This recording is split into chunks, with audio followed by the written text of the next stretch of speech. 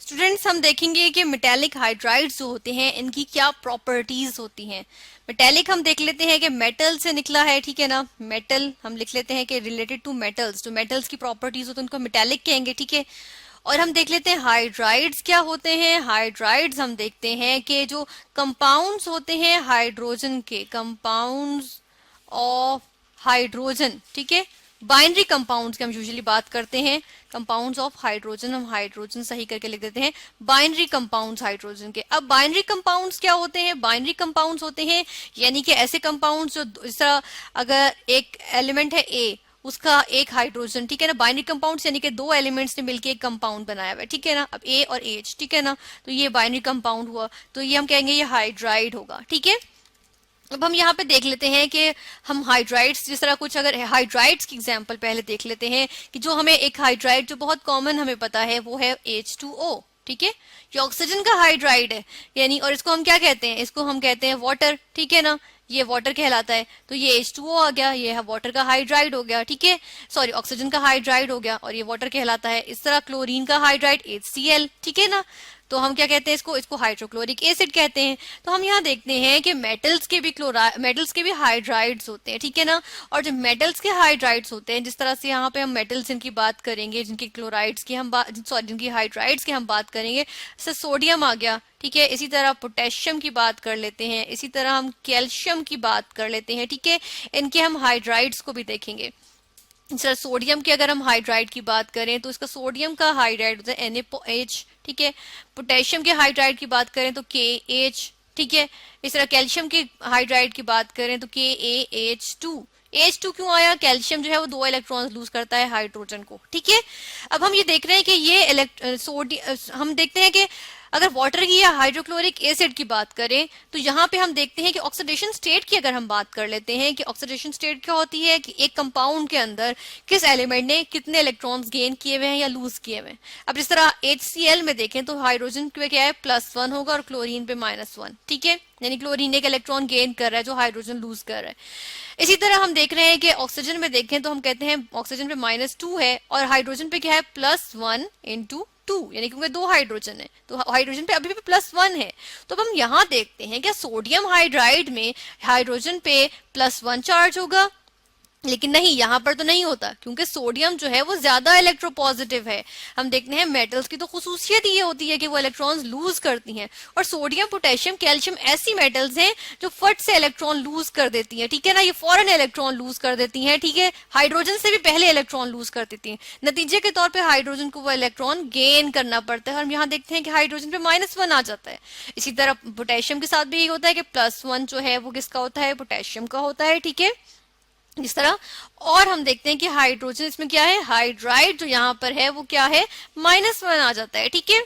इसी तरह कैल्शियम का भी हम देख लेते हैं। कैल्शियम पे क्या होता है? 2 पॉजिटिव होता है, 2 इलेक्ट्रॉन्स लूज करता है, और हाइड्रोजन पे -1 आ जाता है, और दो हाइड्रोजन से तो इस वजह से -1 × 2 यानी -2, ठीक है। तो हम यहाँ पे देख रहे हैं कि मेटेलिक हाइड्राइड जो हम यूजुअली बात करते हैं तो वो क्या हो गए, वो हम देखते हैं उनमें हाइड्रोजन की जो ऑक्सीडेशन स्टेट आ रही है, जिस तरह हम यहाँ पर मेंशन करते हैं कि हाइड्रोजन की जो ऑक्सीडेशन स्टेट आ रही है वो क्या है? वो -1 है, ठीक है। अब अगर हम इनकी बात करें तो ये जो हमारे इनकी अगर नेचर देखें तो ये आयोनिक कंपाउंड्स होते हैं, ठीक है। ये होते हैं आयोनिक कंपाउंड्स। यहाँ पे हम लिख देते हैं कि ये क्या चीज है? आयोनिक कंपाउंड्स होते हैं, ठीक है। और हम कहते हैं कि इनका जो मेल्टिंग और बॉइलिंग पॉइंट होता है वो भी बहुत हाई होता है। जिस तरह से अगर हम सोडियम हाइड्राइड के ही मेल्टिंग और बॉइलिंग पॉइंट की बात करें, या चले मेल्टिंग पॉइंट भी अगर हम देखें तो वो इतना हाई होता है कि इसका मेल्टिंग पॉइंट होता है 800 डिग्री सेल्सियस, ठीक है। यानी कि डिग्री सेल्सियस टेम्परेचर को मेजर करने के लिए यूनिट लेते हैं ना, तो 800 डिग्री सेल्सियस पे तक जाके हीट करेंगे तो जाके सोडियम हाइड्राइड जो है वो मेल्ट होना शुरू होता है, ठीक है। तो हम देखते हैं कि सोडियम हाइड्राइड का मेल्टिंग पॉइंट इतना हाई है, इतना हाई इसका मेल्टिंग पॉइंट है, तो बॉइलिंग पॉइंट तो इससे भी कहीं ज्यादा जो है वो होगा, ठीक है ना। तो हम देखते हैं इसी तरह पोटेशियम हाइड्राइड, कैल्शियम हाइड्राइड, इन सब के भी मेल्टिंग पॉइंट्स बहुत ज्यादा हाई होते हैं। अब ऐसे करते हैं कि मेल्टिंग पॉइंट की वैल्यू के आगे हम लिख देते हैं M मेल्टिंग PT पॉइंट, ठीक है। ये आ गया मेल्टिंग पॉइंट, ठीक है। फिर हम ये देख लेते हैं कि ये क्योंकि आयोनिक कंपाउंड्स है ना, हमने कहा ये आयोनिक कंपाउंड्स होते हैं, तो ये क्या होते हैं, ये वाटर सॉलेबल भी होते हैं। हम कहते हैं कि वाटर सॉलेबल होते हैं आयोनिक कंपाउंड्स, ठीक है। आयोनिक कंपाउंड्स क्यों वाटर सॉलेबल होते हैं, क्योंकि ये तो आयोनिक कंपाउंड्स हैं, ये बने किससे हैं, ये पॉजिटिव और नेगेटिव आयंस से मिलकर बने हैं, ठीक है ना। तो हम देखते हैं कि पॉजिटिव और नेगेटिव आयंस की वजह से जब ये वाटर में जाएगा, ये कंपाउंड यानी कि सोडियम हाइड्राइड को ही ले लेते हैं, ये वाटर में जाएगा तो क्या बना देगा, आयंस बना देगा। यानी कि वाटर की एक प्रॉपर्टी होती है, जो चीज इसके अंदर जाके आयंस बना ले, इसका मतलब है कि वो चीज इसमें हल हो गई, ठीक है ना। क्योंकि वाटर के मॉलिक्यूल्स क्या करते हैं, हर एक आयन को जो है वो घेर लेते हैं, और इस तरह वो चीज जो होती है वो सॉलेबल हो जाती है वाटर के अंदर, ठीक है। अब सोडियम हाइड्राइड भी यही करेगा कि जब ये वाटर के अंदर जाएगा, ठीक है ना, हम यहाँ पे लिख देते हैं कि जिस तरह ये वाटर के अंदर जाएगा, ये वाटर के अंदर जा रहा है, ठीक है, ये वाटर के अंदर जाएगा तो क्या चीज बना लेगा, यहां से बना लेगा सोडियम आयंस, ठीक है, और क्या बनेंगे, हाइड्राइड आयंस बन जाएंगे, और इस तरह से क्या हो जाएगा, वाटर में हल हो जाएगा, ठीक है। तो हम देख रहे हैं कि मेटेलिक हाइड्राइड्स के हम देखते हैं तो जनरली क्या होता है, ये आयनिक कंपाउंड्स होते हैं। ये आयनिक कंपाउंड्स होने की वजह से ये वाटर में सॉलेबल भी होते हैं, ठीक है ना, क्रिस्टलाइन भी होते हैं ये, क्योंकि आयनिक कंपाउंड्स हैं तो ये क्या होते हैं, क्रिस्टलाइन होते हैं, क्रिस्टल लाइक नेचर होती है इनकी, ठीक है। इनके स्ट्रक्चर, इनके छोटे छोटे जर्रात उठा के देखें तो वो क्रिस्टल्स होते हैं छोटे छोटे, ठीक है।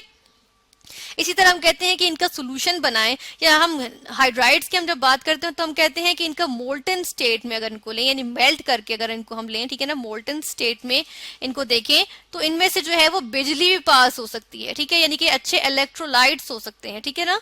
ये अच्छे इलेक्ट्रोलाइट्स होते हैं, यानी कि इनमें से जो है वो, क्योंकि आयंस बना लेते हैं ना, इसलिए अच्छे इलेक्ट्रोलाइट्स होते हैं, और हम कहते हैं कि इनमें से बिजली जो है वो पास कर जाती है, ठीक है, यानी कि गुड इलेक्ट्रोलाइट्स होते हैं, ठीक है ना, इनके मोल्टन स्टेट में, यानी मेल्ट करके जो इनकी फॉर्म आती है उसमें ये गुड इलेक्ट्रोलाइट्स होते हैं, या फ्यूज स्टेट भी कहते हैं इसको। तो हम देख लेते हैं कि ये अगर ये वाटर से रिएक्ट करते हैं तो ये हाइड्रोजन गैस भी लिबरेट करते हैं, ठीक है। तो हम जिस तरह अगर यहाँ पे इसका रिएक्शन देख लेते हैं, हम यहाँ कैल्शियम का ले लेते हैं हाइड्राइड, कैल्शियम का हाइड्राइड, चले अब हम कैल्शियम के हाइड्राइड की बात कर लेते हैं। कैल्शियम के हाइड्राइड ने क्या किया, वाटर के साथ इंटरेक्ट किया, ठीक है, ये इसका रिएक्शन हुआ वाटर के साथ। नतीजे के तौर पे यहाँ पे एरो हम ठीक करके बना लेते हैं कि एरो बनाते हैं, ठीक है, कि रिएक्शन क्या हुआ। अब रिएक्शन यहाँ पर क्या होता है कि हमारे पास आ जाता है कैल्शियम हाइड्रोक्साइड, ठीक है, वाटर से रिएक्शन पे आ गया कैल्शियम हाइड्रोक्साइड आ गया, यानी जिसको स्लेग लाइम भी कहते हैं, ठीक है ना, ये वाटर से रिएक्शन हुआ था। और साथ के साथ हमारे पास दूसरी प्रोडक्ट बनती है वो क्या होती है, यहाँ पर बन जाती है, हमने कहा हाइड्रोजन गैस लिबरेट होती है, चलें ये हाइड्रोजन गैस लिबरेट हो गई, ठीक है, ये आ गई हाइड्रोजन गैस। तो हम देख रहे हैं कि क्या होता है कि जब ये मेटेलिक हाइड्राइड्स वाटर के साथ रिएक्ट करते हैं तो कैल्शियम हाइड्रोक्साइड बना लिया इसने, ठीक है, जब कैल्शियम हाइड्राइड ने रिएक्ट किया और हाइड्रोजन गैस जो है वो लिबरेट हो गई है, ठीक है, यानी निकल गई है, रिलीज हो गई है। और इसको हम बैलेंस कर लेते हैं इक्वेशन को, साथ के साथ हम देखते हैं कि यहाँ पर हाइड्रोजन जो है वो 2 मौजूद है और यहाँ 2 और भी हैं, तो हम यहाँ पे 2 लगा लेते हैं, ठीक है। तो अब ये हाइड्रोजन तो बैलेंस हो गए, अब हम देख रहे हैं कि ऑक्सीजन, यहाँ पे ऑक्सीजन भी साथ के साथ बैलेंस करने हैं। यहाँ पे हम देख रहे हैं कि हाइड्रोजन बैलेंस नहीं, ऑक्सीजन बैलेंस हुए हैं, हाइड्रोजन तो ये 2 और भी हैं। तो अब यहाँ पर ऐसा करते हैं कि यहाँ 2 लगा लेते हैं, ठीक है, यहाँ 2 लगाते हैं, 1 ये 4 हुए, 5 6, ये भी 6, ठीक है, और ये 2 ऑक्सीजन और कैल्शियम, और ये हमारे पास इक्वेशन बैलेंस्ड है, ठीक है। तो हम देख रहे हैं कि हमने देखा कि मेटेलिक हाइड्राइड की जब हम बात करते हैं तो वो आयनिक कंपाउंड्स होते हैं, और हम देखते हैं कि वो आयंस से मिलके बने होते हैं, वाटर में जाते हैं तो आयंस बना लेते हैं, आयंस में डिसोसिएट हो जाते हैं, यानी कि वाटर सॉल्युबल होते हैं, क्रिस्टलाइन इनका स्ट्रक्चर होता है, गुड इलेक्ट्रोलाइट्स होते हैं, ठीक है, और उनका मेल्टिंग पॉइंट, बॉइलिंग पॉइंट बहुत हाई होता है।